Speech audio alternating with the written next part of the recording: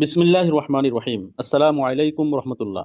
আজ আমরা আলোচনা করব শেষ যুগের অন্যতম গুরুত্বপূর্ণ ব্যক্তিত্ব ইমাম মাহদি আলাইহিস সালাতু ওয়াসসালাম সম্পর্কে। রাসূলুল্লাহ সাল্লাল্লাহু আলাইহি ওয়াসাল্লাম বহু সহিহ ও হাসান হাদিসে তার আগমন, পরিচয়, বংশ, বয়াত, শাসন, জিহাদ এবং ঈসা আলাইহিস সালামের সাথে তার সাক্ষাতের সংবাদ দিয়েছেন। ইমাম মাহদির বংশ ও পরিচয়। রাসূলুল্লাহ সাল্লাল্লাহু আলাইহি ওয়াসাল্লাম বলেছেন, আল মাহদি মিন ইত্রাতি মিন ওয়ালাদি ফাতিমা। মাহদি আমার বংশধর, তিনি ফাতিমার সন্তানদের মধ্য থেকে হবেন। সুনানু আবু দাউদ হাদিস নাম্বার 4235। আরেক হাদিসে এসেছে, ইউয়াতিউ ইসমুহু ইসমি, তার নাম আমার নামের অনুরূপ হবে। সুনানু আবু দাউদ হাদিস নাম্বার 4233।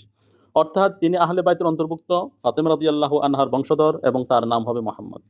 কুরাইশ বংশীয় হওয়া। রাসূলুল্লাহ সাল্লাল্লাহু আলাইহি ওয়াসাল্লাম বলেছেন, কুল্লুহুম মিন কুরাইশিন, অর্থাৎ এই দিন প্রতিষ্ঠিত থাকবে যতক্ষণ না তোমাদের উপর 12 জন খলিফা আসবেন, তারা সকলেই কুরাইশ বংশের হবেন। সুনানু আবু দাউদ হাদিস নাম্বার 4230। সম্পূর্ণ হাদিসটি হচ্ছে, লা ইয়াজালু হাযা দ্বীনু কায়িমান হাত্তা ইয়াকুনা আলাইকুম ইসনা আশারা খলিফা ইলা কাউলিহি কুল্লুহুম মিন কুরাইশিন। এই হাদিসের ব্যাখ্যায় বহু আলেম উল্লেখ করেছেন যে শেষ যুগে আগমনকারী ইমাম মাহদিও এই 12 জন কুরাইশ খলিফার অন্তর্ভুক্ত হবেন।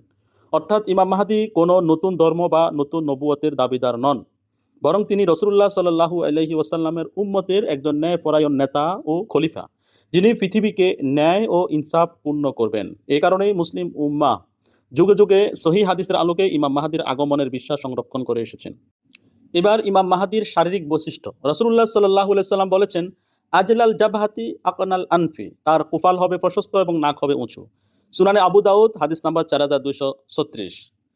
যুগ লক্ষণ ও আগমনের প্রেক্ষাপট। রাসূলুল্লাহ সাল্লাল্লাহু আলাইহি ওয়াসাল্লাম বলেছেন, ইয়াকুনু ইখতিলাফুন ইনদা মাউতি খলিফা, এক খলিফার মৃত্যুর সময় ব্যাপক মতবিরোধ দেখা দিবে। সুনান আবু দাউদ হাদিস নাম্বার 4237।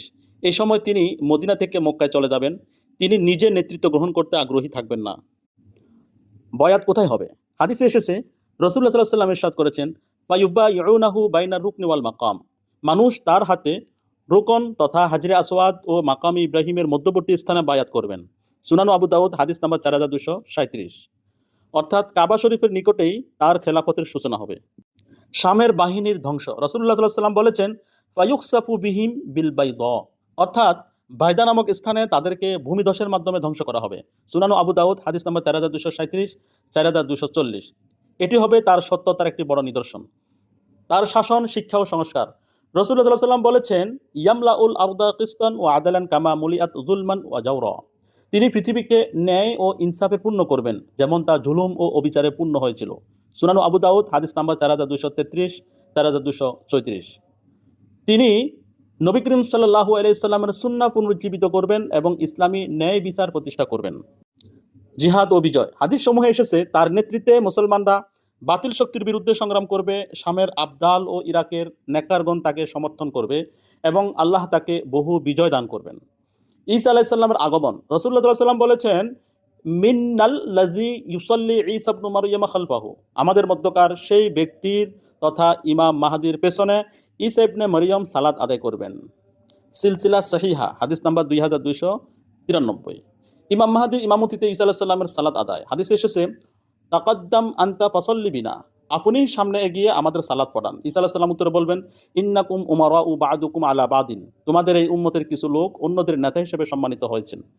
সহিহ মুসলিম হাদিস নাম্বার 156, মুস্তাদরাক লিল হাকিম হাদিস নাম্বার 8520।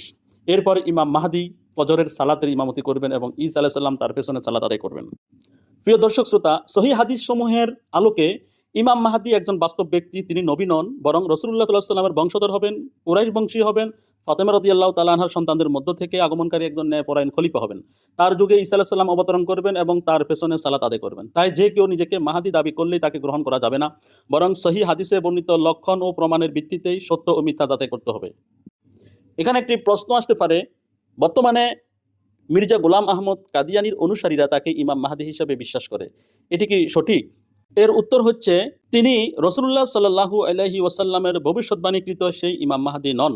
কিন্তু আশ্চর্যের বিষয় হলো, মির্জা গোলাম আহমদ কাদিয়ানী নিজেই তার হাকিকাতুল মাহদি গ্রন্থে লিখেছেন যে মাহদি সম্পর্কিত হাদিসগুলো নির্ভরযোগ্য নয় এবং সেগুলোর উপর তার আপত্তি রয়েছে। আবার হাকিকাতুল ওয়াহি গ্রন্থে তিনি লিখেছেন, মাহদি বিষয়ক হাদিসগুলোর কোনোটিকে সহিহ বলা যায় না এখন প্রশ্ন হলো, যদি কেউ রাসূলুল্লাহ সাল্লাল্লাহু আলাইহি ওয়াসাল্লামের ভবিষ্যদ্বাণীকৃত মাহাদী হন, তাহলে তিনি কেন মাহাদী সম্পর্কিত হাদিসগুলোর সত্যতাই অস্বীকার করবেন? একজন সত্যিকার মাহাদী হাদিসের বর্ণনার সাথে সামঞ্জস্যপূর্ণ হবেন, কিন্তু যে ব্যক্তি নিজেই মাহাদী বিষয়ক হাদিসগুলোকে অবিশ্বস্ত বলে দাবি করেন, তার মাহাদী হওয়ার দাবির সত্যতা নিয়ে প্রশ্ন ওঠা স্বাভাবিক।